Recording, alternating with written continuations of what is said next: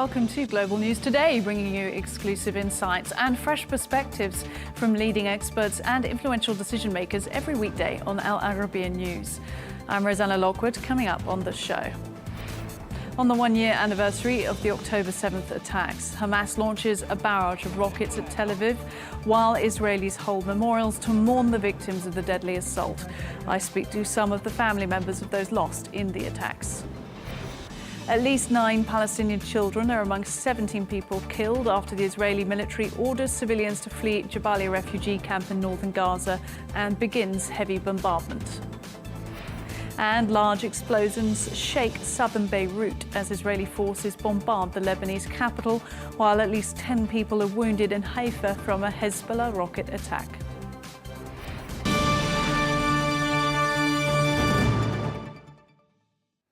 Welcome. On the one-year anniversary of the deadly October 7th attacks, Hamas escalated tensions by launching a significant volley of rockets aimed at Tel Aviv. This came as Israelis across the country held memorials to honour and mourn the victims of the previous year's brutal assault.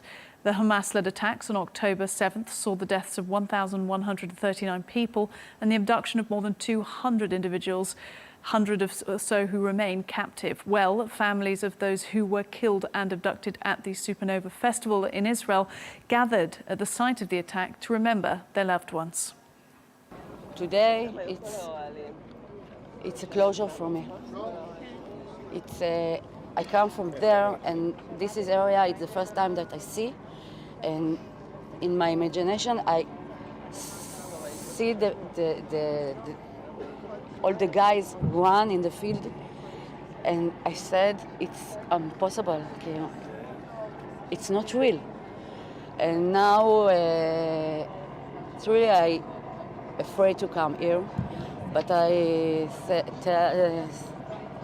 say to myself that if I were not to come, the Hamas will win. Described by its president as Israel's darkest hour, the events of October 7th shaking the nation of almost 10 million people to its core and sparking a conflict that continues to reverberate across the region. As Israel commemorates the first anniversary of the Hamas attacks, Trent Murray looks back at that fateful day and the 12 months of war that have followed. October 7th, 2023, 6:30 a.m. The first sirens sound across Jerusalem.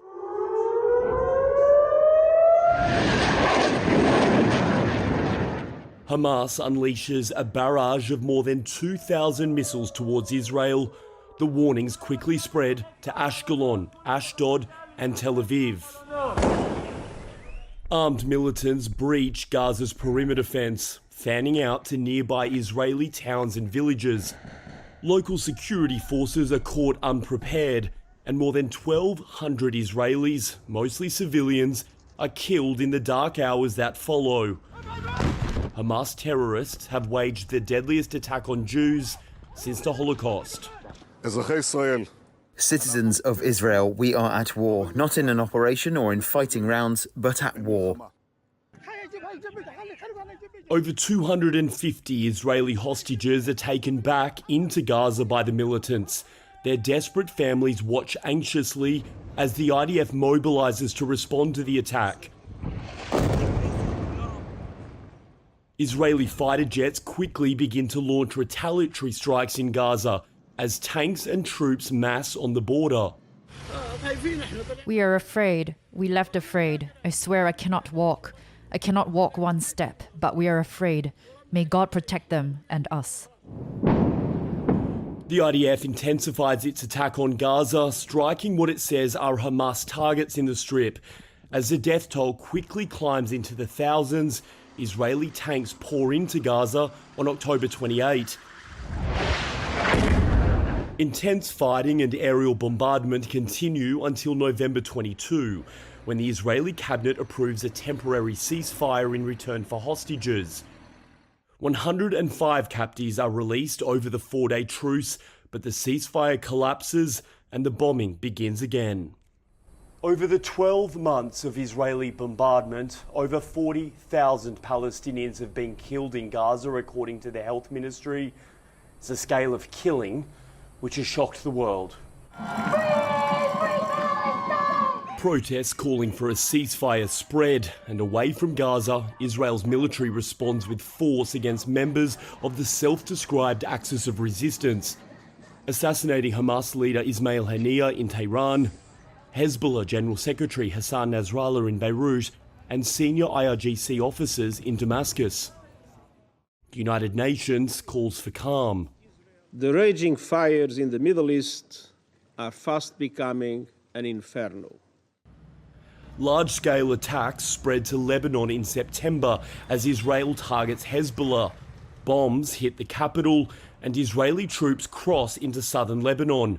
A response, the IDF says, to more than 8,500 rocket attacks since October 8.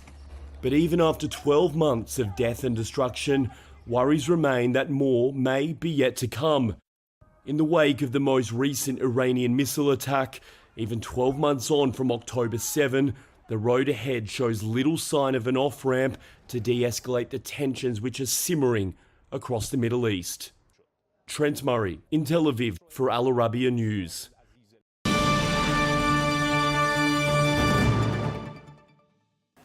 I'm joined now by Elana Kaminka, a peace activist whose son Hannai died when Hamas attacked Israel on October 7th. He would have been 21 this week. Thank you very much for making time for us, Elana, on a very, very difficult day for you. How have you been spending today? We've been just taking it as a day of reflection internally with our family. I haven't felt that it's something that I want to experience with the greater public, so we're just spending it with family. That's completely understandable, and to that end, we're very grateful that you've made time to speak to us. What leads you to continue speaking to the media and talking publicly about what happened? I think there's a lot of misconceptions, especially abroad and within Israel and Palestine, about what's going on. People are very stuck in a certain narrative, and there's so much pain that this war has caused on both sides that people are focused on their own internal pain, and they can't see beyond that. They can't even think about how we're going to get out of this situation. And, in most cases, people are focused on the pain on one side, and there's enormous pain on both sides. And I try to use my own experiences to help people see that, because until we start seeing one another and each other's pain, we're never going to get out of this mess. Yeah, you come at this from that compassionate perspective, and it appears you always have done with your family, with Hannai as well. I've read an article, an interview you gave previously to Time magazine, in which you talked about how, as a family, you worked together to understand the Palestinian perspective, and that was something that Hannai did as well. Have you managed to retain that sense of compassion throughout the past year? To tell you the truth, I don't even, it's compassion, but it's more than compassion. Hannai was very analytical. He had amazing strategic thinking, and he also was had a very deep understanding of the psyche of people around him, and he was interested in the psyche of people around him because he believed that if you want to work with somebody and you want to achieve something with another person, the most important thing is to see them and to understand where they're coming from, because only then will you be able to solve anything together. And he approached any situation in life with that attitude. So with his own soldiers, he wrote about his leadership ethos, and he wrote that in order to be a leader, or his top value as a leader, was to love his soldiers and make them feel loved and cared for, because he believed that they would become better soldiers if they felt that someone could actually see them as individuals. And he worked very hard at that. I can tell you more about it. But on a national level as well, how can you find a solution to a complex problem if you don't understand where the other side is coming from? And that goes on in both directions. I find Palestinians who don't understand Israelis at all, and I see a lot of Israelis who don't understand Palestinians at all. And that's why we misinterpret each other's actions. And it helps mainly the most radical elements of society on both sides, like Hamas. And I think that the only way we can ever solve our problems is to work at understanding one another and to trying to connect to one another on a human level especially among the people who are more moderate and are looking for a solution that allows us to live together in peace. And there are people like that on both sides. You said it's for compassion. Yes, there is an element of compassion, but it's also the only way. I have 3 other children. It's the only way I can see them having a future. Any other way leads to a dead end. And I don't want what happened to Hannai to happen to my other 3 children. And so I'm trying to understand my Palestinian neighbors, trying to understand their pain and where they come from is a way that I see the only way I see to build a better future for the children that I have left. And that is always what strikes me about the complexity of the situation between Israel, between Hezbollah, between Hamas, Iran, of course, in there as well. But the countries that are involved, we hear Netanyahu, for example, giving an address to the Lebanese people saying, "My war is not with you, it is with Hezbollah." And it causes you to think, well, what are relations going to be like, neighbourly relations between Israel and Lebanon, Israel and the Palestinian people here onwards, once the conflict is over? And you're saying there that there are moderates in society, and that if you could have more education amongst the moderates, that you think that you can build those bridges, you can mend those neighbourly relations? In October 7th set us back decades on that level, because again, there's some people experience so much pain. It's very hard for them to make that jump forward. I'm looking at my own people in Israel who saw their neighbors pulled out of bed and slaughtered in the communities around Gaza, whole families, parents, little children, infants taken to Gaza as hostages. It's very hard to convince somebody who's seen those things with their own eyes to all of a sudden now build trust with other Palestinians. It's definitely set us back. And for Palestinians, seeing the bombing and the destruction in Gaza, it creates enormous anger towards Israelis. And I think, and to bridge those gaps will be extremely difficult and take a very long time. I do want to create a difference between what's happening with Hezbollah and Iran and what's happening with Palestinians. Israel has a conflict, the Israeli people and the Palestinian people, that we live together in the same land. And we've been causing one another enormous pain for the last 100 years. And the only way for that pain to end is for us to learn how to live together in the land that we share. There are radicals on the Palestinian side, like Hamas, that chose the actions they chose on October 7th, who don't want Jews living at all in the land. They say it's not for Jews and Jews need to leave, and they expect 7 million Jewish people who live there, like myself, to disappear. That's not a realistic hope. And the radical elements in Israeli society, some of whom are sitting in Netanyahu's government, say the same thing about Palestinians. They think it's all for the Jews and that the 7 million Palestinians who live within that area are going to disappear. And I have news for both of sides. Nobody's going anywhere. We have to learn how to live together. It's very different than what's going on with Hezbollah and with Iran, because Hezbollah and Iran are external to Israel. They're not part of Israeli society, and they have other agendas, and I don't feel that I'm an expert enough on those agendas to speak to them. But again, it's not two peoples living together in the same land. It's an external group that is threatening Israel on a day-to-day basis. And so I see it as a different situation. We had the memorial for my son last Tuesday, and in the middle of the memorial for my son, we were hit by tons of rockets from Iran. And that in my mind is a completely different scenario than what's happening with Palestinians.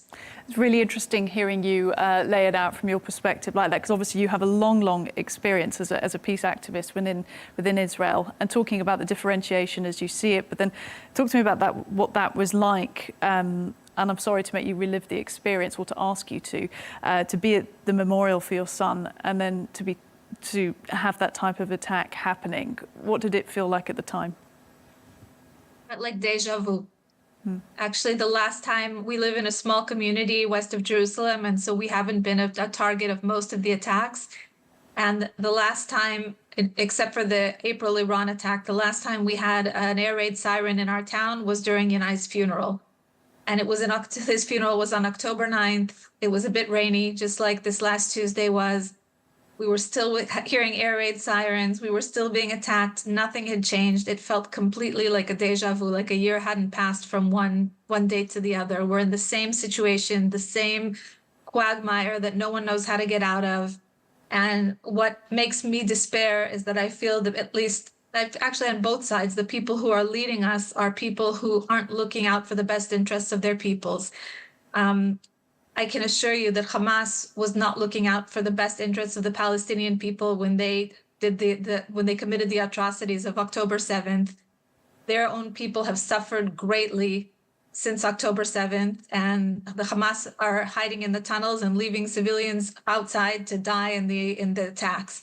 That's not looking out for the best interest of your people. Taking the aid that was received from Europe and from the US and using it to build tunnels and to buy missiles rather than building schools and infrastructure and hospitals and things that can benefit your people, that's not what the Palestinian people need.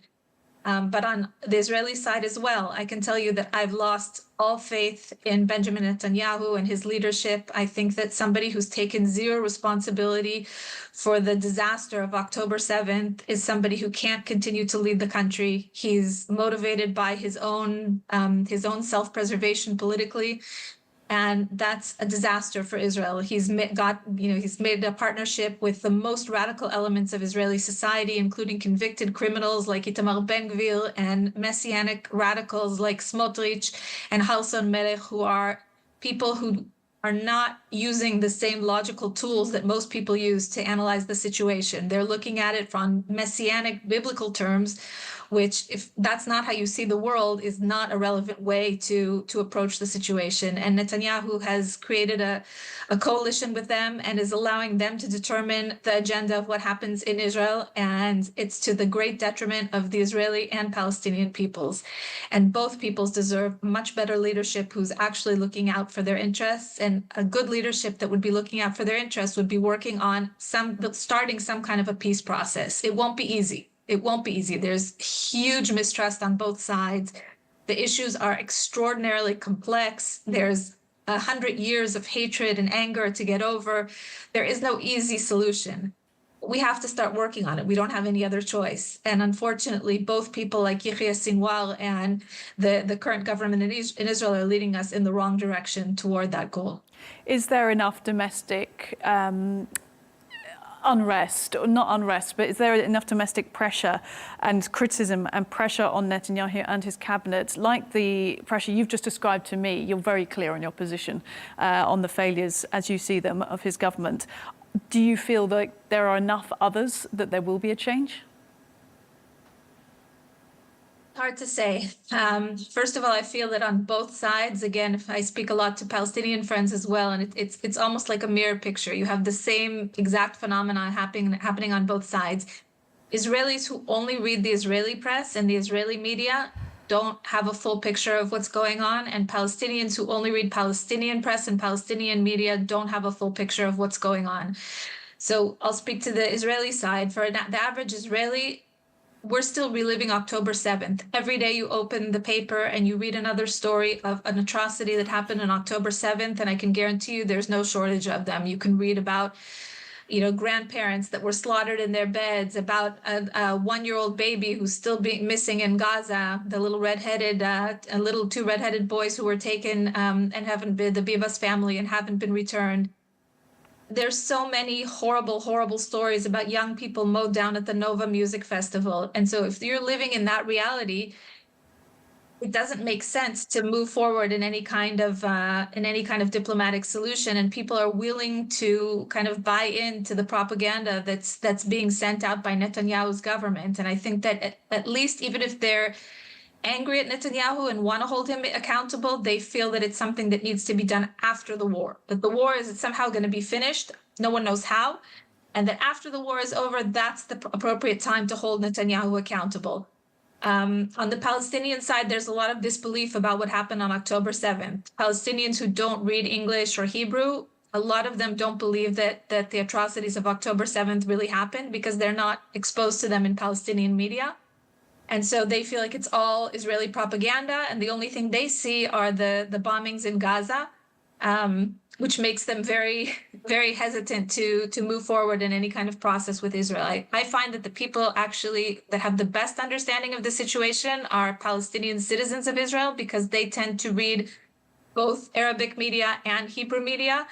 And also, a lot of them were directly impacted by October 7th. There were many Palestinian citizens of Israel who were killed, taken hostage, have been internally displaced within Israel. So they know it's not propaganda. They know it's real. But many of them also have relatives in Gaza. So they're really seeing both sides and getting the most full picture. Whether there's enough actual pressure to create any kind of change with Netanyahu's government, I can't tell you I'm optimistic. Netanyahu is a master manipulator. He's always got the next spin in the press. He's always got another explanation about why his failures aren't really his failures. They're somebody else's fault. He's always got a new angle to present things, to put himself in good light. And unfortunately, and very, very sadly, many of my compatriots fall for that kind of logic. Not everybody. There's people out protesting still. But I don't know whether we're a majority, and certainly not among the people of his base, the ultra-Orthodox, the settlers, the people who are his guaranteed base. They certainly aren't willing to be critical of him and his decisions. It's really interesting speaking to you because of your wealth of activism in the country and also what you're seeking to do from a compassion point of view. And I just want to return that where we began the conversation, how you've raised your children, how you raised Hannai, the compassion that you try to instill and the understanding from both sides. One question I do want to ask, which I think is worth clarifying about Hannai is, and I'm sort of anticipating how people will view the interview and a question they might have, is as the son of an activist, a peace activist, he was serving in the civilian forces in the army when he was killed. Is that correct? And how did you reconcile that with the type of activism you raised him with? I think that's something that's very hard for people who aren't living in Israel to understand, how people serve in the army. I know that sometimes can be a big issue for my Palestinian friends and neighbors as well. First of all, on a technical level, military service is compulsory for men and women. I also served in the army. Every Israeli at age 18 is expected to serve. And not only is it compulsory, as Israelis, we do live with a sense of threat. It's not a made-up threat. I spent a lot of time in the United States as a child. If you're living in the United States, you don't feel threatened by your neighbors, by Mexico and Canada. In Israel, you have neighbors surrounding you on all sides who have many times tried to wipe your country off the map. And so there's a sense that you need to have a way to protect yourself. Otherwise, you simply won't be alive in the future. I'm the grandchild of Holocaust survivors, and I heard from my grandparents on a daily basis that during the Holocaust, no one came to save them, and that it's so important that Israel exists and that Israel have an army so we can protect ourselves and the next Holocaust won't happen. And most Israelis that I know feel that their service is protecting them, their lives. As far as Hannai is concerned, he definitely felt that way. And I can tell you that on October 7th, he wasn't sitting in the West Bank. He wasn't protecting a settlement. He was sitting in Israel proper. He was in a training base. His job was, he was a search and rescue soldier. So his actual job was to help save civilians in times of crisis, like collapsed buildings, earthquakes. That was his training. And he was an officer that trained incoming recruits in that work. But on October 7th, Hamas militants crossed the border and they started mowing down civilians all around them indiscriminately. Hannai was at the base with his trainees. He and the other officers made the decision to send the trainees back into safety, and they ran to the front lines and took over all the guard posts around the base. And the first post that Hannai arrived at was facing the beach, and he encountered 20 civilians who'd been having a party on the beach on that night into the morning. And Hamas militants landed on the beach and in boats and started mowing down civilians, partygoers on the beach. And the first thing he did was take those partygoers into the base and protect them. They were sure they were going to die. Some of them wrote posts on Instagram about it afterwards. And they said Hannai came and he told them, "You're going to be okay. I'm going to protect you. No one's going to hurt you here." And they spoke about the feeling of relief that they experienced.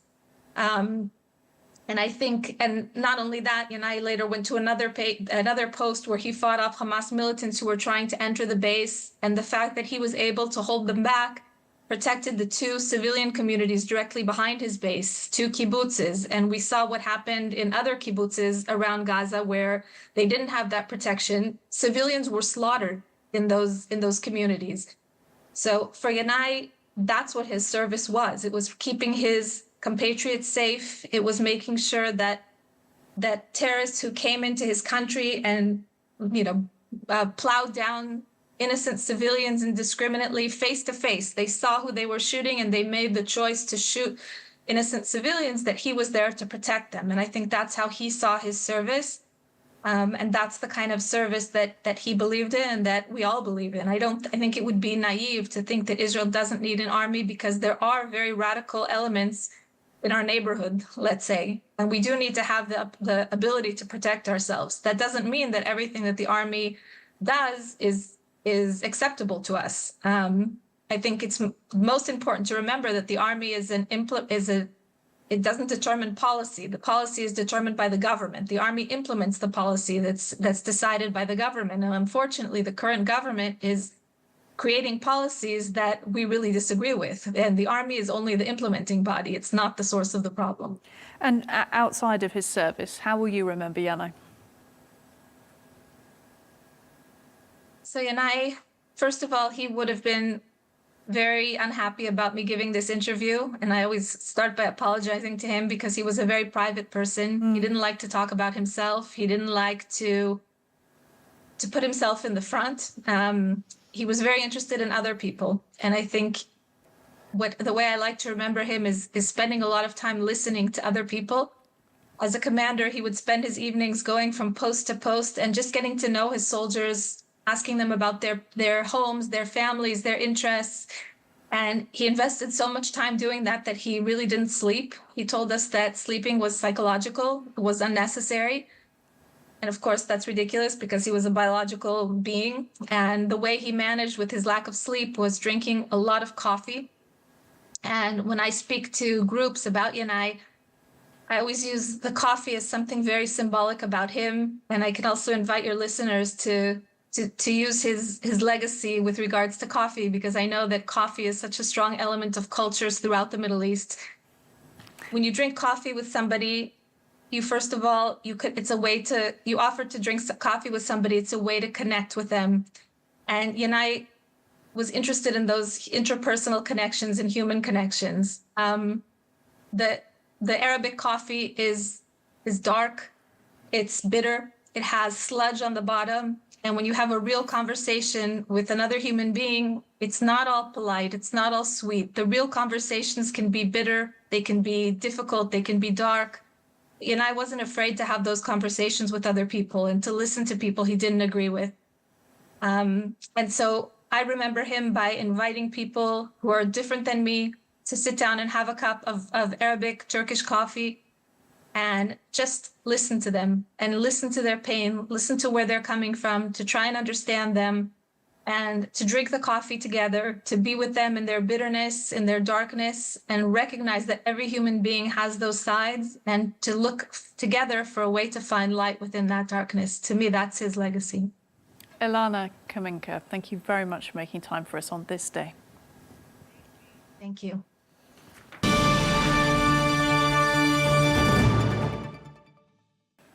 I'm joined now by the former Deputy Prime Minister of Israel and Minister of Intelligence and Atomic Energy, Dan Meridor. Sir, thank you for making time. How have you been marking today?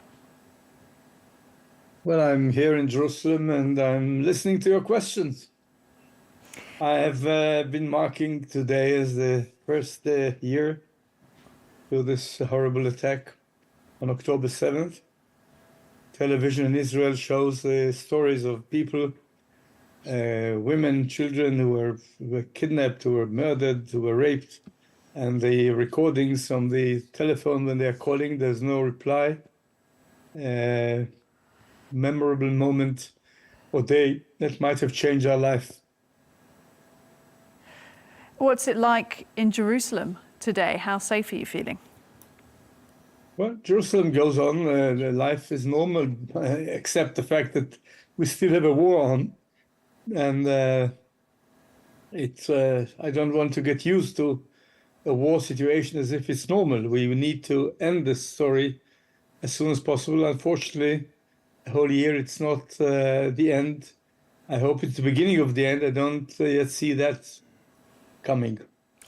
Does it, I was going to ask that, does it feel like the beginning of the end? Because a year ago, if you were to say No, in a year... I don't know. It's not clear to me how this is going to end. It's the Iranian attack on Israel, which was really unprecedented and with no reason. We haven't attacked them. They have attacked us twice. The first time we responded in a more symbolic way, not in full scale, thinking that this would indicate to them, don't do it again. And then they did it again, launching 181 ballistic missiles. I don't think ever in history there was such an attack by a country that we never attacked.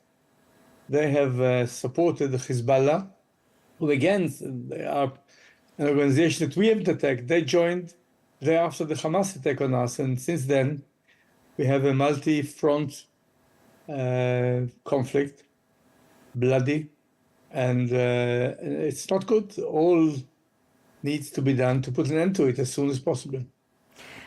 Before we get to talking about how that happens, let's talk about, so let's clarify what you mean when you say that Iran fired the ballistic missiles at Israel with no reason and had never been attacked, because as you point out, Israel hadn't launched an attack on Iran. But Iran obviously saying they were doing so in support of Hezbollah, who they back in Lebanon, and understood Hezbollah have been firing missiles over the border into Israel. This is the cyclical situation we find ourselves in. But in terms of Iran launching the attack, was it not in response for Israel's actions against Hezbollah in the last fortnight? Well, it's a strange situation. We haven't attacked Hezbollah, they have attacked us. We had nothing to do with Hezbollah. They attacked us in support of Hamas. So it's all developed, this cyclical thing did not start with us. It started with Hamas attacking us. And then we responded after this horrendous attack that killed over 1,000 people and kidnapped people and raped and maimed and whatnot. After that, we responded, and then the Hezbollah joined in with no excuse, but they want to help the Hamas organization. And then Iran helps Hezbollah. That's a unique story. You see, there is an asymmetry here. I don't want to go into details, but look at it. With the PLO, we had negotiations, we had agreements, Oslo. We tried to bring about full peace. We haven't succeeded. We did partly. With Egypt, we have peace. With Jordan, we have peace. With the Abraham Accords, the Gulf states, South African. Here comes a new axis of three countries or three organizations, Iran, Hezbollah, and Hamas. First of all, they don't speak politics. They have a religious justification. It's against religion that there will be a Jewish state. Second, they say that Israel should not exist. We never said about Iran that Iran shouldn't exist. Iran is a welcome member of the international community. Don't need us for this. But they say that we shouldn't exist. They openly say it. So does Hezbollah, and so does Hamas. Not a question of borders or refugees or Palestine or Jerusalem. No, Israel should not exist. This is a unique situation in the world. I don't know of any other country against which there is such a campaign, not only in rhetoric, but in fire. And we have to defend ourselves against multiple fronts, from Iran itself, from the Shiite groups in Syria that Iran conducts, from the Shiite groups in Iraq that Iran conducts, from Hezbollah that Iran armed, from Hamas that Iran arms, from Islamic Jihad, and from the Houthis in Yemen. This is a unique theater, and we find ourselves in the midst of all of that. And of course, we need to defend ourselves and need to hit back, not because we like war, but we like to live, you know. What about comments today from Jordan's foreign minister, who was meeting with the caretaker prime minister in Lebanon, in Beirut, saying that the actions of Israel risks tipping the wider region of the Middle East into an abyss? What do you say to that? I haven't heard him, but I would say on the issue, we haven't done it. We haven't started it. Are we supposed to be a sitting duck and let them all launch rockets at us and do nothing because the Middle East may go up in flames? It shouldn't go up in flames. The other countries who are siding with us, in fact, including the Kingdom of Jordan and others, are not happy with the Iranian initiative here, the Iranian domination and the Iranian hegemony, and the Iranian aggressive attack on a country that did nothing against them. This is unprecedented, and I don't see why we need to be the side that does what should we do. What is it that we should do to stop it? Not clear to me. Does it, in that sense, with the position that Jordan's foreign minister is taking there, with the countries that surround you there in the Middle East, do you feel like you don't have any friends there with regards to Israel, and that your friends are actually much further away, thinking US? No, I don't think so. I believe that in the last, 40 or 50 years, there was a very positive trend of Arab countries, one after the other, coming to terms with us and signing peace treaties with us. It all started in 1977 with President Sadat of Egypt and Prime Minister Begin of Israel. And the biggest, most powerful Arab country was in peace with us. Since then, not one Israeli or Egyptian was killed or any war in 50 years almost. It's a big thing. Then there was an attempt with Oslo that didn't succeed very well, but was in that direction. Then there was Jordan, Israel signing a peace treaty in 1994 between Prime Minister Rabin and King Hussein, Allah yarhamu, both of them. And then there was the Abraham Accords about 2-3 years ago. And there was a talk about Saudis and Emirates and others joining in. There was a very positive trend of having, I don't speak of love and friendship in terms of personal relationship, but politically there was a process of accepting all of us as a reality and trying to find common interests and trade and tourism, and things are going well. There was another axis, however, that did the opposite. They said, you won't be part of the Middle East. We will continue the struggle until you are out of the Middle East. And Iran does that, speaking again in God's name. They know what he wants and they act for him. So there's no compromise, it's God's word. And Hezbollah the same, and Hamas the same, Islamic Jihad. This is a dangerous situation of development, not only for Israel. You know that on the aim list of Hezbollah, there are many Arab countries who are not happy with the Iranian behavior, not less than we are not happy. Several of the countries you mentioned there when you were talking about efforts to normalize relations or indeed support Israel in the past, or to have diplomatic processes for a peace solution. Several of them have come out in recent weeks and said they would no longer support Israel if a state of Palestine was not established. What do you make of that? Do you think we're going to move to a position where there could be a two-state solution? Let me make one thing clear. I am not the government now. I'm, in fact, in opposition to the government. I'm out of office. So what I say is my position, not the government's position. I think there should be a two-state solution. I don't see any other reasonable way to end the conflict. It's hard for us and possibly for the other side. We think the whole land is ours. They think the whole land is theirs. And there is a need, a must, to divide it between the two peoples. We were close to it in several occasions. In the year 2000, I was at Camp David with Prime Minister Barak, President Clinton, and Yasser Arafat, the chairman of the Palestinian organization. And I thought we would be there, and Arafat said no. And Clinton put a finger at Arafat and said, why do you not say yes to this? Palestinian state was offered, even share in Jerusalem, and also other things could be resolved, and he rejected. Then later we tried again with Prime Minister Olmert and Mahmoud Abbas, Abu Mazen, in 2008. And he was offered the same and maybe even more, and there was no positive response on the other side. I still think, in spite of that, that it's our interest to end this conflict with a two-state resolution. It may not be easy. There were questions that are very tough, like Jerusalem, like issues of the exact borderline, but it needs to be done if there's leadership on both sides.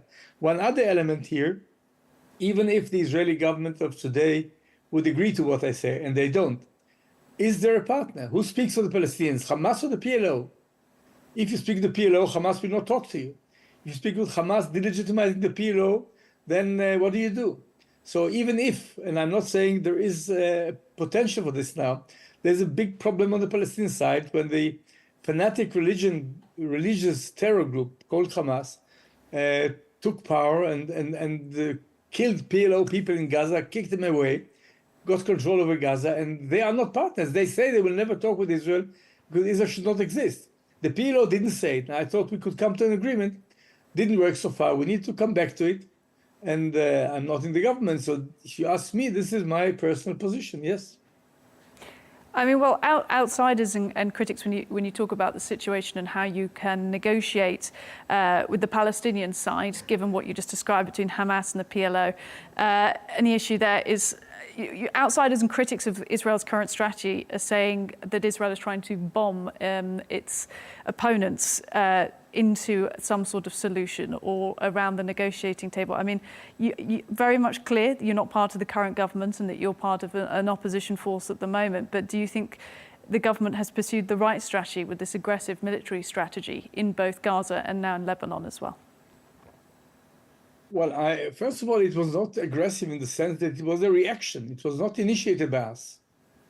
I can ask, what do you think any country you think of, you might come from Britain, would do if all of a sudden another country or a neighbor attacks it, rapes, kills, maims, and kidnaps people and say, that's it, don't do a thing. One day strike back. One day do try to hit the guys who did it. One day try to teach a lesson. I don't speak of revenge, just to prevent things happening like this in the future.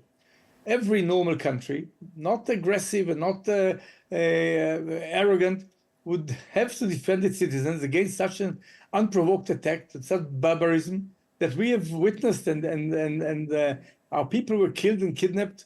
You didn't hear the stories I heard today again and again. I don't forget these days with our calls for help, and there was nobody coming to help because yes, they caught out by surprise, and they killed people, young people dancing in a dance party, and people taken from their beds, and people kidnapped, people raped. It's an awful. It's like barbarism comes back to the 21st century. What are we supposed to do?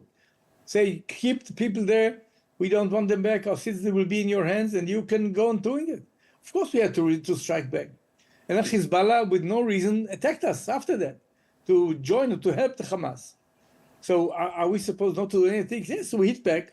Unfortunately, in those exchange of fire, some innocent people are hit. And this is a very tragic result of wars. And we should do, and I think we do everything we can. I'm not in the business now to avoid unintended consequences, civilian casualties. But when the enemy or the other side hides within civilian population, not in camps of army, when they hide within the city or down in the basement of houses in Beirut or in Lebanese other cities, what are we supposed to do? Do they have immunity? So we try to warn the civilian population, leave, don't stay there because we don't want to hurt you. But yes, unfortunately, people are hurt, and this I not only am not happy, I'm sorry for everybody who is hurt, who is not part of the game. But they are attacking us from there. So what are we supposed to do? Indeed, it's a lot of even Israel's opponents recognised Israel's right to defend itself after the events of October 7th. And elsewhere in the show, we're speaking to the families of people who were killed in terrible circumstances in Israel on October 7th, and people whose family members are still being held hostage as well. However, it's hard to ignore criticism that stems not only from members of the public worldwide, but also from top leaders as well. Thinking of France's Emmanuel Macron over the weekend saying that he wants to limit arms sales to Israel, and then having a very frank, as it was called, discussion with Netanyahu. And then today, Turkey's President Erdogan vowing Israel will pay a price for, quote, the genocide in Gaza. So it's not just sort of analysts, observers, members of the public, it's leaders of major countries as well. So how do you contend with that? Well, you know, I think of the Turkish leader, Mr. Erdogan, who knows something of genocide. After all, ask the Armenians, they will tell you what genocide means in Turkish terms. To speak of us committing genocide is a shame. We don't want to kill anybody who is not part of that war against us. We have been attacked. We haven't attacked people. We have offered them Palestinian statehood. We left Gaza altogether in 2005 without anything in return. Said, take the land, make it your own Palestinian state for the first time in history. The result was that the Hamas took over from the PLO, killed PLO people, and made it a launching pad of rockets and terror against us. So where is genocide here? It's shameful to even speak of that, of the Jewish people who had the worst genocide ever in history, Do we commit genocide? Yes, it's very, very tough that people who are innocent people are sometimes hurt in times of war. I think the same thing would have happened in Second World War in Germany, innocent people with the Nazi regime. It happens more, it's bad. I don't like it. I don't want anybody to get killed if he's not part of the game. But what do you do when the fight is not in the battlefield, but in cities, from cities, when they hide the weapons and the whole control system in the cities, in the houses? So yeah, that's not a genocide. It's simple as not true. And we need to end the story as soon as possible and teach a lesson to those who think they can do these things and be impugned. This is not the case. The last thing we want to see is war. We were living without a war. We offered compromises. Less so this government, I have to admit, Netanyahu has a different approach, but the earlier Netanyahu, 12 years ago, offered the Palestinian state in public. And as I said, that Rabin and Peres and Olmert and Barak all offered it, and there was no response. But this has nothing to do with Hamas. Hamas doesn't want a two-state solution. They want one state, from the river to the sea, all Palestine, no Israel. So what are we supposed to say? Okay, take us. Listen, we appreciate you sharing your thoughts with us today, making time for us. Former Deputy Prime Minister of Israel and former Minister of Intelligence and Atomic Energy, Dan Meridor. Thank you very much. Good to have you. In Gaza, the humanitarian toll continues to grow as the Israeli military, after ordering civilians to urgently evacuate northern Gaza's densely populated Jabalia refugee camp, unleashed a heavy bombardment, resulting in the deaths of 17 people, including at least 9 children. Since the conflict reignited in October 2023, the scale of destruction has been staggering, with Israel's strikes on Gaza claiming the lives of at least 41,909 people and leaving 97,303 wounded. What are we left with? Let them kill us once and for all with chemicals and get rid of us. Why should we stay alive when I can't find medicine or a blanket for the tent, and I can't find medicine for myself? I'm chronically ill. We didn't expect the war to last a year and for all of this to happen. Today, it's a year since the war started, and we were displaced from Khan Yunis, then Rafah, then Deir al-Bala. We are demanding a solution. This is not a war, it's a business. We were fighting for Jerusalem. Today, we are fighting to return to Gaza City, and we are asking all the Arab countries to support us. We miss our homes and our loved ones. Nobody cares about us. For more, I'm joined by the Palestinian ambassador to Denmark and former ambassador for the Palestinian mission in the United Kingdom, Manuel Hassassian. Sir, thanks for making time. And you'll appreciate we're speaking to several Israeli voices in the show as well. But I want to ask you the same question I've asked a lot of them, which is, what does the 7th of October mean to you? The 7th of October means the perpetuation of occupation and the destruction and the decimation of an entire nation, i.e. the Palestinians. Starting in Gaza, finishing in the West Bank and East Jerusalem, this has been the systematic policy of a far-right wing governments in Israel, headed by Netanyahu. So for me, October 7 is not the beginning of the conflict, but we have to go back 70 years in retrospect to talk about this epistemic community conflict that have been lingering for several decades now. And everybody is putting the onus on October 7 as if that this conflict started on October 7. No, October 7 is a perpetuation of an ongoing systematic policy of Israelis who want to get rid of the demography and get the geography. What we're witnessing today in Gaza is another type of reoccupation of Gaza, let alone the expansion of settlements and the settlers attack like a gun-ho mentality on the Palestinians in the West Bank, is the conclusion of a synchronization of the West Bank, Gaza and East Jerusalem as an occupied, basically, territory that will be ceded to Greater Israel. This is how I look at October 7. Talk to us about what the situation is like in Gaza right now. The situation in Gaza has been terrible. It's every day, it's being worse and worse and worse, as if there is no meaning for the lives of the Palestinians.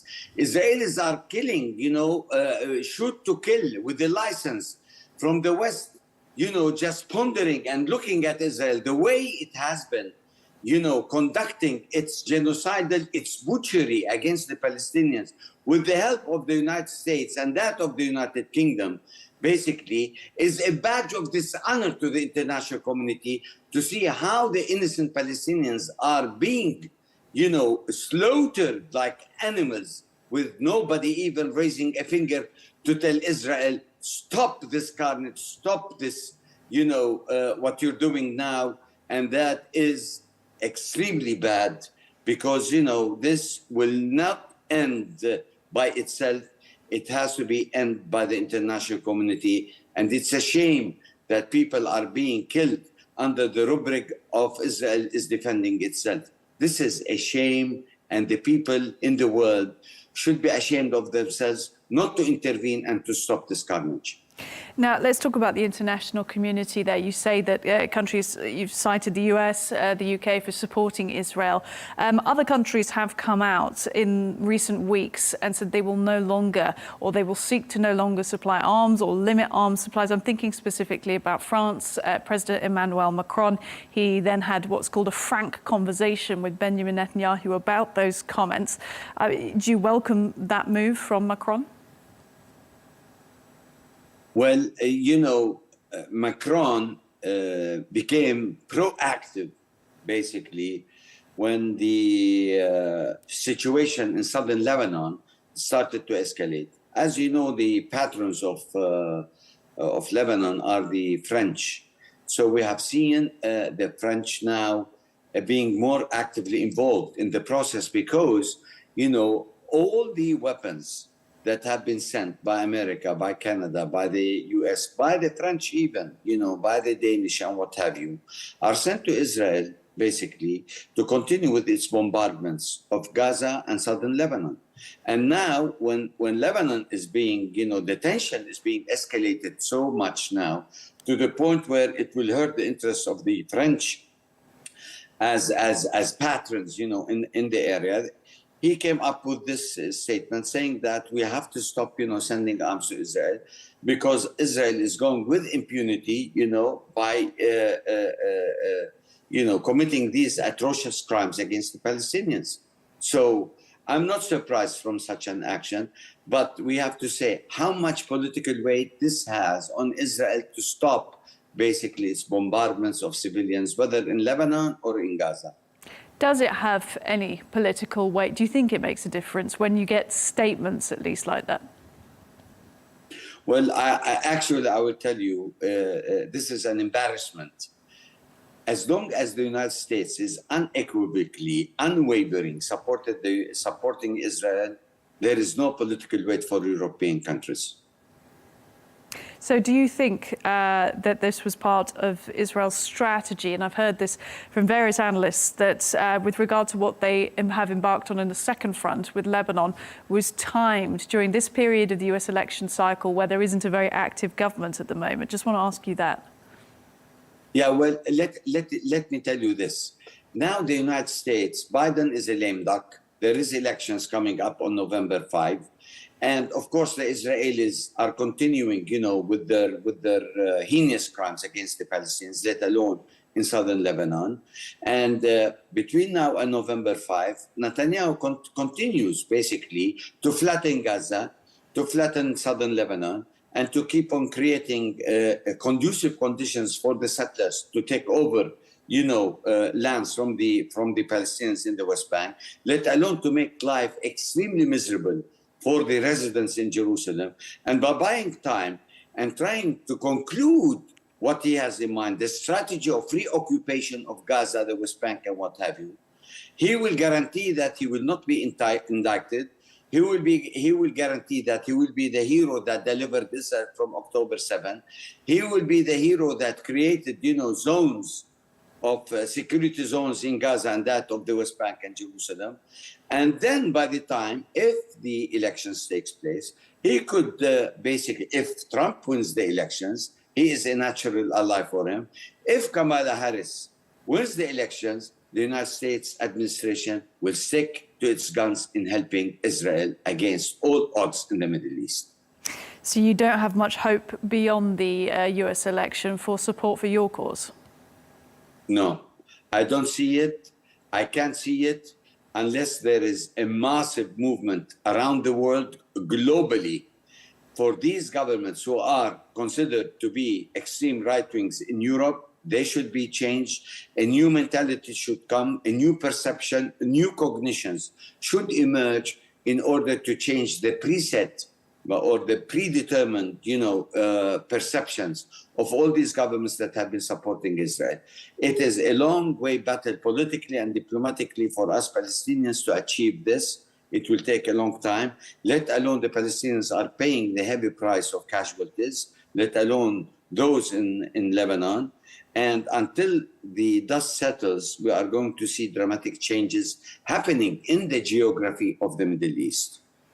We certainly seem to be seeing that. And in terms of the international support you're getting, or you feel like you're lacking, but there was one other comment, at least today, that came out very strongly in support of Palestinian people. Turkey's President Recep Erdogan vowing that Israel would pay a price for, quote, the genocide in Gaza. How did you receive those comments? Well, actually, okay, we receive all kinds of good comments, but we are interested in actions. If those are not concretized in actions, I mean, this is a charlatan talk. It doesn't mean anything to us.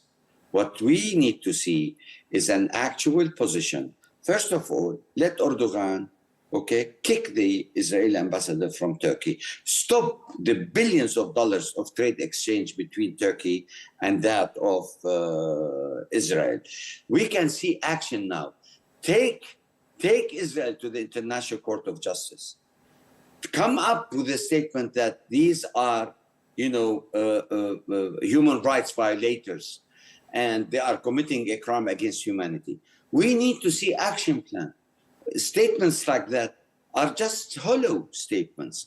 If they're not backed up by a concrete plan where you can see that Israel will be affected by the severing of such a relationship between a country like Turkey, then we can say, yes, there is an impact, and that impact will be plausible to see a certain kind of a reaction of Israel when it comes to the Palestinians and taking certain steps backwards from their intentions of taking over, from their intentions of reoccupying the territories again under the rubric of self-defense.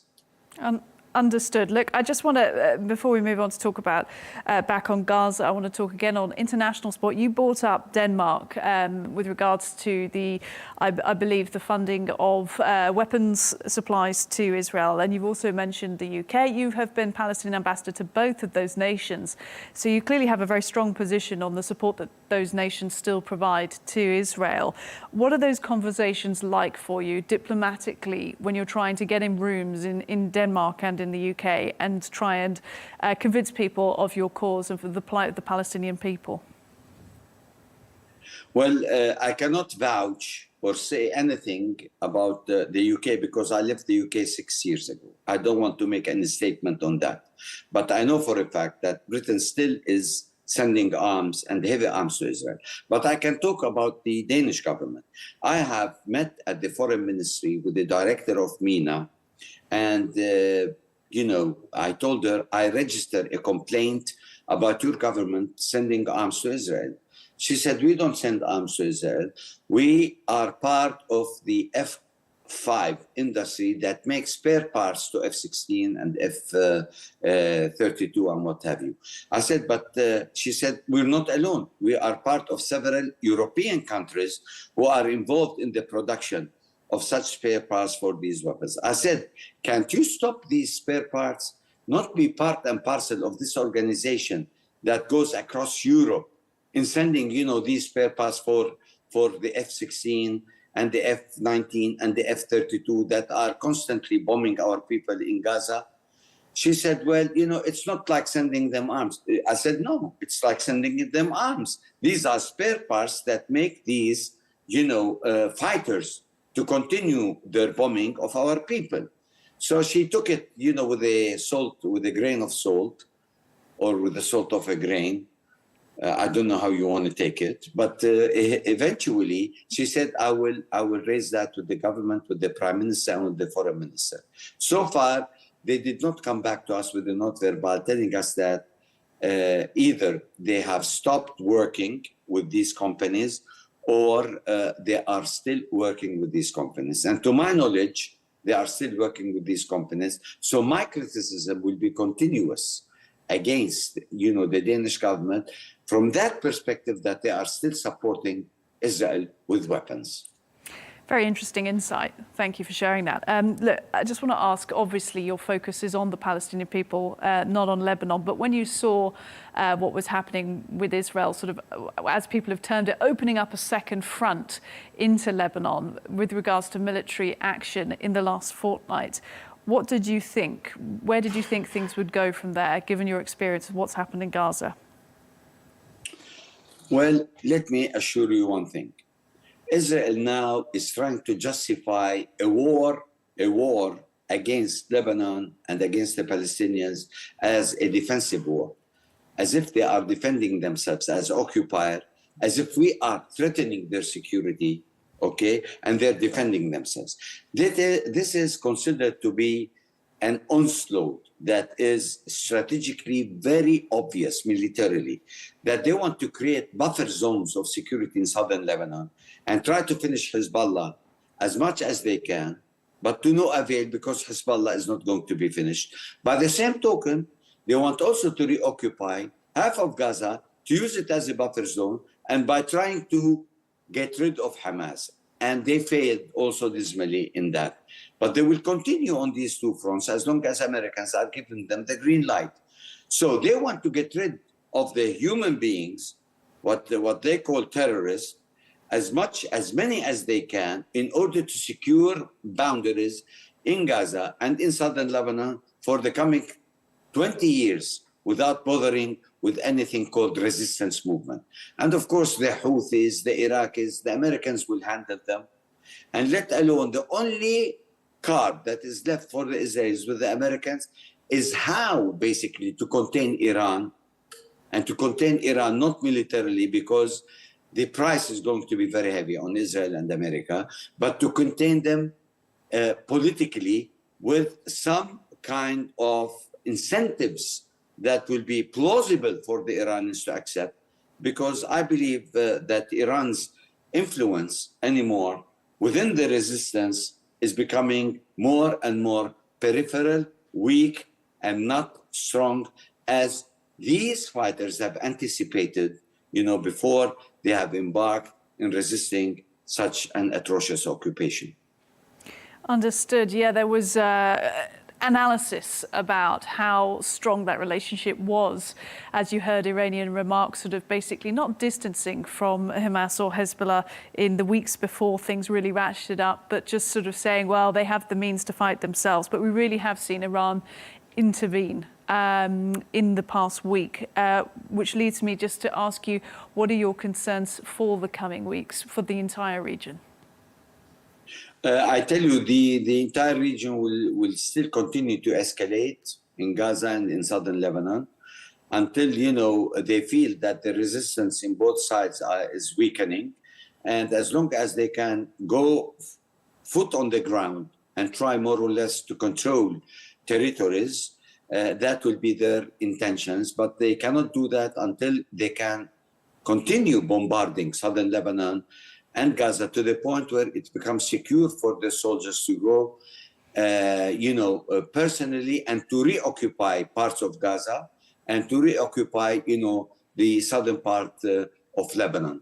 And then they will talk about, having an armistice with the Lebanese government on the southern part of Lebanon and trying more or less to flirt with the Palestinian Authority that, okay, we might accept as a result of the Americans' pressures that the Palestinian Authority should come and rule the remaining parts of Gaza, and they might, stop, all these attacks by the settlers and give some breathing air for the Palestinians in East Jerusalem and try to mend the situation according to their own strategic vision, i.e. reoccupation, restructuring, redividing the Middle East into enclaves of colonies. And this is what's the intention that have been put by the America as a long strategy, and what Israel is doing myopically as a local tactic will eventually synchronize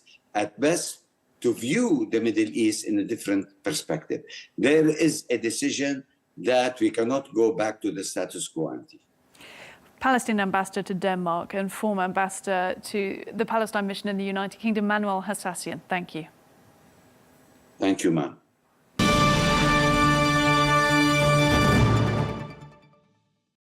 Well, my next guest lost her aunt and a young cousin when Hamas attackers rampaged through Kibbutz Nir Oz on October 7th last year. Abbey Onn, thank you for taking the time to speak with me and talk to us about what this day will forever mean for you. All of the family at the kibbutz where Carmela was born, she and her granddaughter Noya are buried there, and in Jewish tradition, you go 30 days after the burial and 1 year later as well. So we gathered there today as a family to remember them, to commemorate them, to strengthen one another, because as much as we're grieving them, we're still fighting for Ofer, who is being held in Gaza. Yeah, you've still got family being held hostage. And I mean, talk to me about the hope that you've got that you will be reunited. I think the only thing we have right now is hope. I mean, I think there's sadness and disbelief and anger and fear. I think there's every emotion, but if we lose hope, then I think we lose our strength also. And so today feels unreal that we're 1 year later and continuing to tell the story instead of talking about how we're reunited and how the hostages are back and how whatever's happening in this region is de-escalated. It must feel incredibly surreal and also unbelievably difficult to talk about again and again in media interviews like this one. So do you do them in order to keep the story out there? 1,000%. I think, and I'm afraid that we've gotten to a point 366 days on where it's a lot of thoughts and prayers.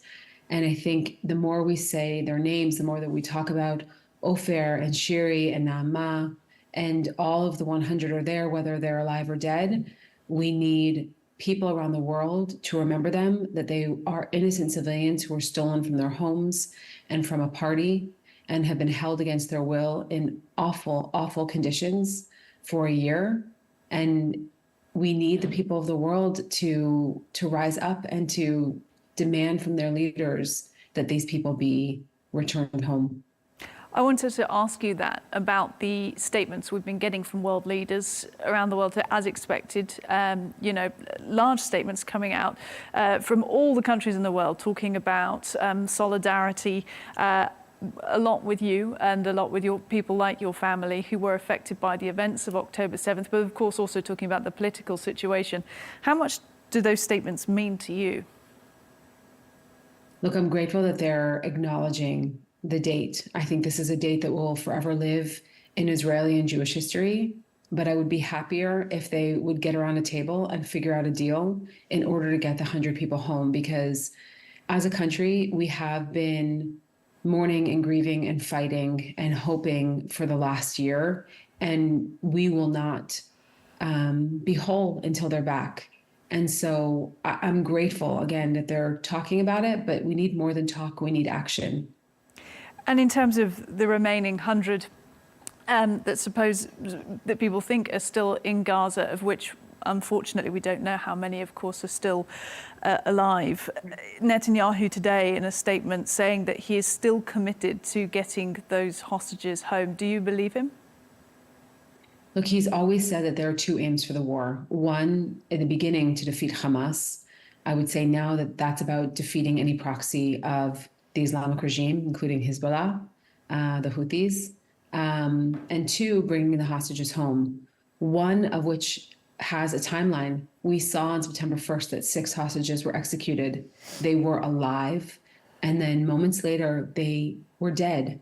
And we need that aim to be the priority, because the 100 that are there, 33 of whom are confirmed dead, they need to be brought home. There's a chance to bring home living hostages, and that has to be the priority, not only of Israel, but of the United States and of every country around the world, because this is our responsibility as humans. It is our responsibility as Jews and Israelis, but also as humans, to bring home people who have been taken against their will. And we can't sit by idly. We can't just say we're thinking about them. We have to fight for them. We have to do everything we can to make sure that they are brought home. And, you know, a year ago when we started looking at this crisis as journalists and observing it from the outside, and I was in London, I interviewed a hostage negotiator at the time, and he was talking about the possibilities of getting the hostages out within a certain time frame and how dangerous it was beyond that, and talked about the pressure on families, people like you, dealing with people who are in captivity and hostage and the unknown. At the time we were talking of timeframes of a few weeks or months. As you say, a whole year has passed. What's it like living with that every day? So look, in the beginning of the war, when it was 3 members of the family that were held hostage, 52 days felt endless. And it was after 52 days that Sahar and Erez were returned, right at age 12 and 16 at the time. Every moment felt like a year. And at this point, I feel completely confounded that the world isn't talking about them. These are people from more than 30 countries. So many countries around the world have a citizen being held against their will. And if you actually let your brain think about what they're going through, if you look at the execution and the conditions that the 6 that were killed last month were kept in, it is horrifying. It is the worst nightmare you could imagine. And it's a reality. It's a reality for our family. It's a reality for our countrymen. And I think people look at it as a conflict and they're not thinking about the humanity. And there's so much humanity. Each one of them is a world to the people that love them. And for us in Israel, they are even bigger. And we could never imagine we would get to this point. And I think that's why it's critical that we continue to tell the story so that people think about what this would feel like if it had happened to them and what they would do. I think that's very well put, because there's an element of people becoming, of course, desensitized to conflict news. We've seen that happen with the Ukraine-Russia conflict as well. When it leaves the headlines, people lose interest. So you doing interviews like this and putting that humanity back into the hostages and reminding us that they are nationalities around the world, perhaps it will help people relate further. Look, just talk to me about today, when you went back to the kibbutz for the memorial. How safe did you feel when you were there? Look, there were sirens ringing around Israel, you know, from Hamas and from Hezbollah, to remind us that they're still there and that we're still fighting. You know, we spent hours in our bomb shelter last week with this ballistic missile attack from Iran, and we know right now that there is an escalation.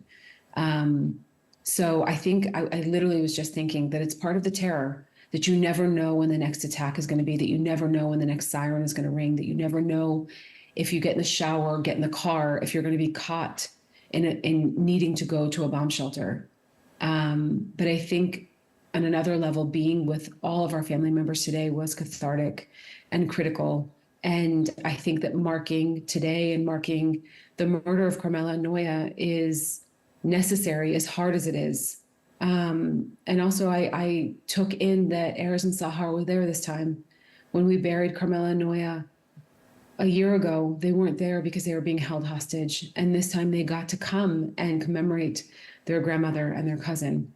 But at the same time, their father was missing, and we are forever aware of that. How are they doing, all things considered, given how long they were in a hostage situation, in captivity? How are they doing since then, now they're out? At this point, they're physically okay, but they will never be emotionally or spiritually or mentally okay until their father is back. It's like a part of their body is missing, and they will never feel whole. They will never feel joy. They will never feel complete until they're home. He's home. And they are 12 and 17 years old right now. Erez is turning 13 this month.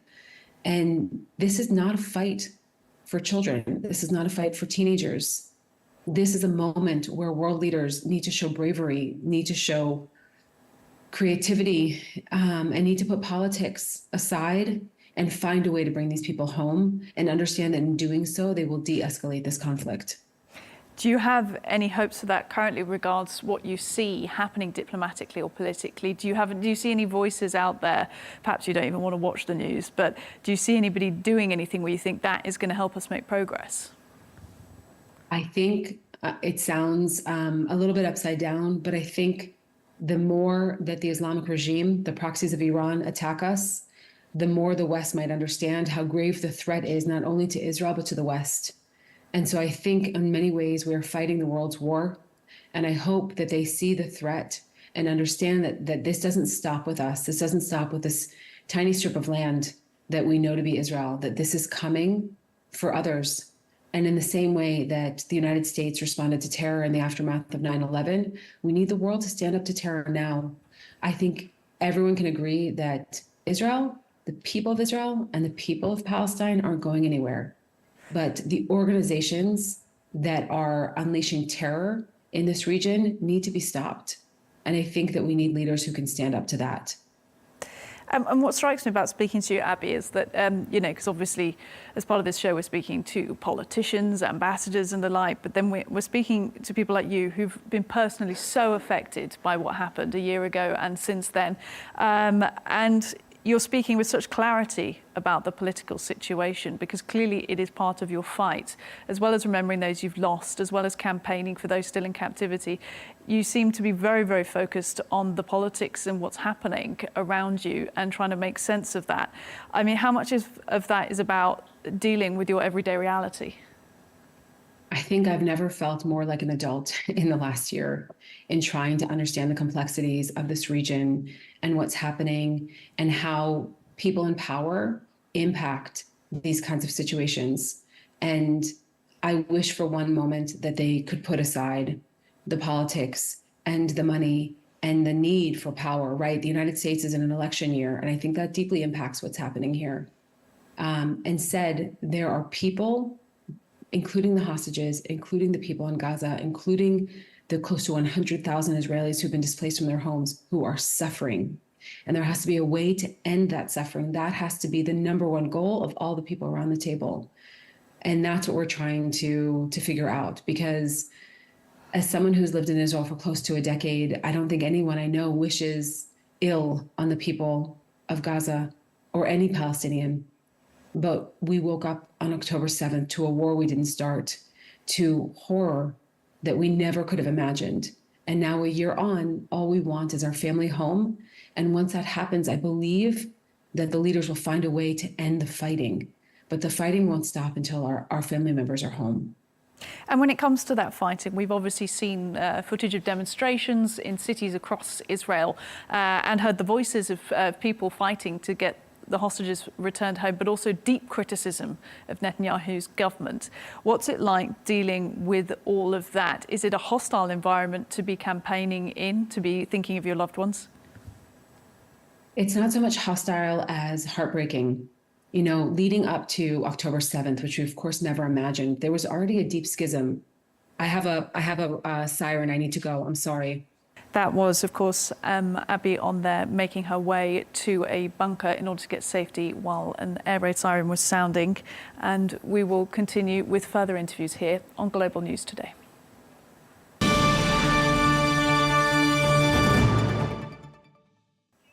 I'm joined now from Beirut by the Secretary General of the Lebanese political party, the National Bloc, Michel Helou.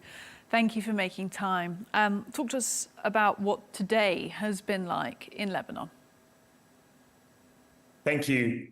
The situation is very, very difficult. You know, the nights specifically are terrible. We try to sleep with the sound of bombs and we wake up with the sight of fumes and smoke and destruction.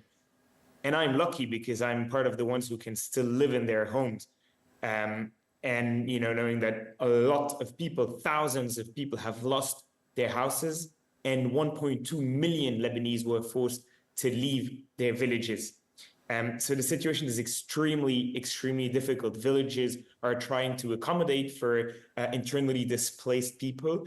There's thousands of shelters, hundreds of schools, public schools that have been used as shelters, with local communities trying to help out, with NGOs, with civil society, with individuals, normal citizens coming, rising up to the task, to the challenges in order to help their fellow Lebanese compatriots that are suffering from the bombings and from this disastrous humanitarian situation, knowing that the Lebanese state is extremely weakened. We've been dealing with a disastrous financial and economic crisis for the last 5 years. The banks have collapsed, the currency has collapsed. So this only makes the situation more difficult. And the Israeli bombings do not stop. They do not stop. They start usually around midnight, with preceded by some warnings by the Israeli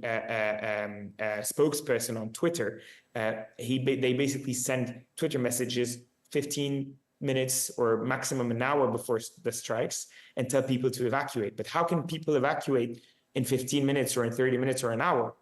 It just adds to the trauma of the population, to the fear. I think it's also a psychological tactic that is being used. And, this bombing is unending. All the people say that this is much worse than the 2006 war that Israel had waged on Lebanon already, and that had already destroyed large parts of the country. In terms of the build-up that got to this point, did you think you would be at this point with so many displaced in Lebanon, with bombs raining down on Beirut? There was, of course, a lot of cross-border tension. There were missiles fired by Hezbollah across the border into Israel throughout the course of the last year, especially since October 7th. And did you think that you would end up here now? When you live such a disaster, you never really believe it until you get there. Although a lot of people, especially specifically, we were part of the people who were actually warning of the potential of a looming war. And we've been saying that for a year. Stop the fighting, cease the fire. But no matter how much you warn, no matter how much you say that, you only really realize it when you're under the bombing and when you see your country collapsing and being destroyed. However, definitely, Hezbollah does bear responsibility. It's not just the Israelis that bear the entire responsibility. Obviously, they're the ones destroying our country. But let's also remember that on October 8th, Hezbollah opened the front, and that many Lebanese, in fact, all Lebanese political forces, apart from Hezbollah, were against, or nearly all of them, were against opening this front. We've been telling Hezbollah for a year, stop the fighting, stop launching rockets, because we're not getting anywhere. Are we really supporting the Palestinian cause with that? Who really wants to have our country involved? What is the meaning of this unity of France theory? Where are we going with that? And in fact, we had a chance, I believe, a year ago, or until a couple of weeks ago, we had a chance to stop the fighting. But now the balance of power has changed completely. The Israelis have the upper hand, and I believe that with the current government, the fanatic government of Benjamin Netanyahu, they're really not willing to stop. And this is extremely scary for our country. Indeed, in a previous interview before the major attack started on Lebanon, you talked about the overwhelming sympathy that many Lebanese have for the high humanitarian toll in Gaza, but that the cost of Hezbollah's intervention could be too high to bear. Are you now bearing that? Definitely. And I think that the sentiment has only grown stronger. I think that the Lebanese stand united against the Israeli aggression. I think that the Lebanese have shown incredible solidarity and unity with one another, helping one another everywhere across the country, welcoming internally displaced people who've lost their homes, who've lost their loved ones. But I think that now is the moment also where we need political unity, and political unity with a clear vision, political unity behind the state, political unity behind the army that we need to work on strengthening, political unity behind seizing the fire and strengthening our institutions, and having a proper vision in order to exit this war of the axes, to not rely on anyone, because we've been relying on foreign powers and on foreign influence for at least the last 50 years, if not more, in the history of Lebanon. And every time we learned at our expense that relying on a foreign country is a mistake. It is always a mistake. We can have allies, we can build alliances, but we always need to rely only on our own national political interest. And I think that this is what we need to get back to. So now what we need is proper, large a discourse that will bring everyone together and a large political unity in order to come back to our state and to rebuild it. Let's talk about how we get there, because of course you speak from the political point of view, being Secretary General of Lebanese political party, the National Bloc. A lot of international viewers who may be not that familiar with Lebanon might be asking, why is there just a caretaker prime minister at the moment? Why was Lebanon so vulnerable right now to this happening? How have Hezbollah been able to rise so much? You previously also said there's a major role for diplomacy, which the Lebanese government has not played since the beginning. It's been completely absent. What did you mean by that? Diplomacy is fundamental, and I think that way too many people have forgotten that in the region, starting with the Israelis.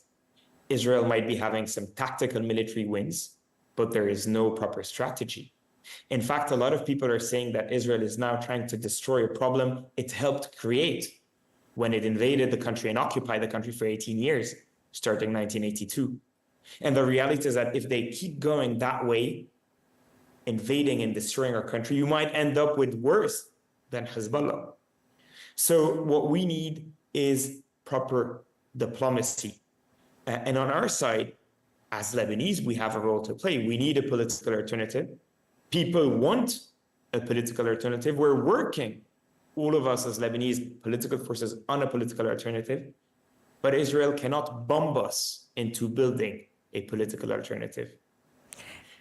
Now, it's true that the Lebanese institutions have been blocked, let's say, over the last 16 to 18 years, since 2008 specifically, when Hezbollah did a mini coup on May 7, 2008. And then we ended up with what we call the Doha agreements that were signed in Qatar after a short-lived civil war where Hezbollah invaded Beirut.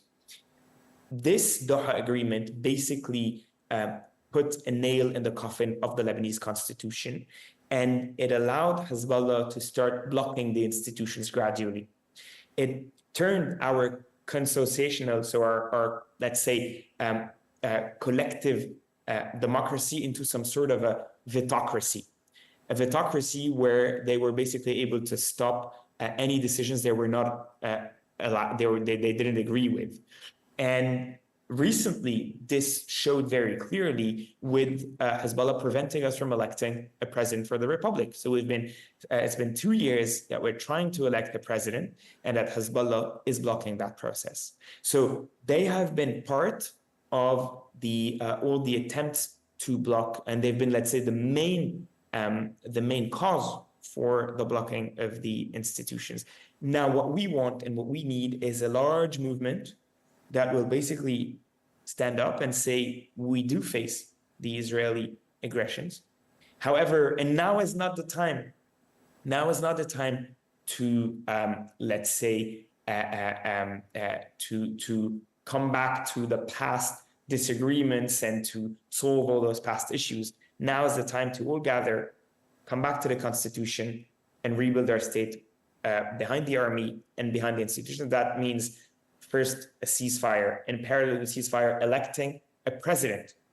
And now is an urgency to open the parliament that Hezbollah has been forcing us to close for the last 2 years. Open a parliament to elect that president, and apply the international resolution, starting with the 1701. Let's talk about some of you previously mentioned allies and supporters, and let's talk neighbours as well. You know, Jordan's foreign minister meeting your caretaker prime minister today in Beirut, and his words were that Israel is pushing the Middle East into the abyss of full-scale regional war. Do you agree with that?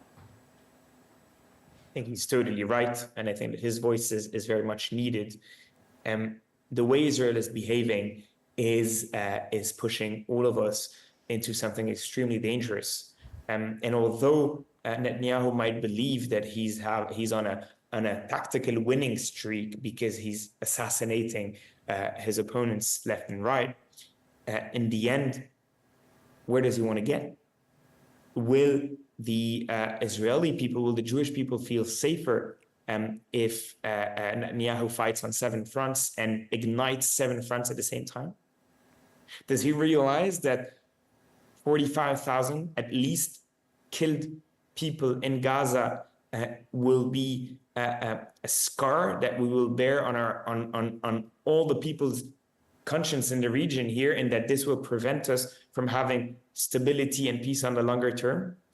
And I think that all of this is extremely, extremely dangerous. October 7 has, and what followed of massacres and of destruction and of plausible genocide, as the International Court of Justice says, all of that has basically created a huge gap in the consciousness between East and West, between religions, between Israelis and their neighbors, between Arabs and the rest of the world. And I think that all of that is extremely dangerous. So now is the time for a bit of maturity, a bit of courage, some vision, and the ability to say the solution will not be military, the solution will be political and diplomatic. I appreciate it's difficult to talk about this right now whilst your city, whilst your country is under military attack and aerial raids, but can you find any source of hope at the moment? Is there anything you're clinging on to with regards to a future, more peaceful future? I think that internally, the Lebanese have shown quite an exceptional amount of solidarity. I think that the Lebanese political class is hopefully going to show to be more mature than we previously thought. And some people, so there's a new generation that is rising, which we are part of, which we're working with.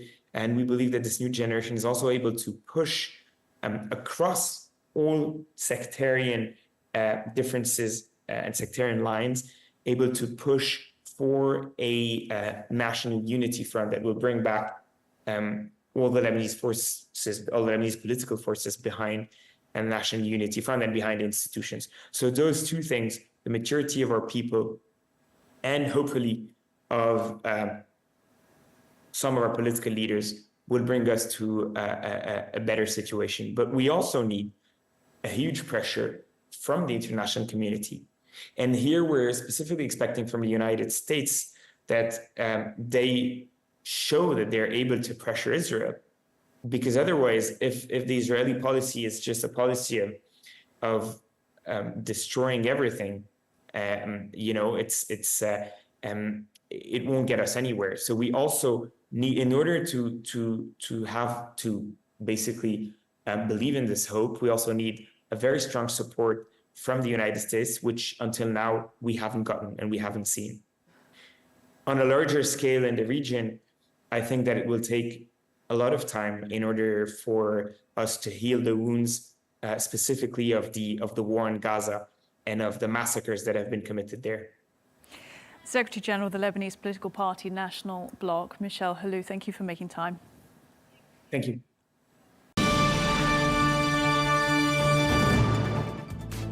That's all we have time for on Global News today. Thank you for watching and be sure to join us tomorrow for more exclusive interviews. Until then, goodbye.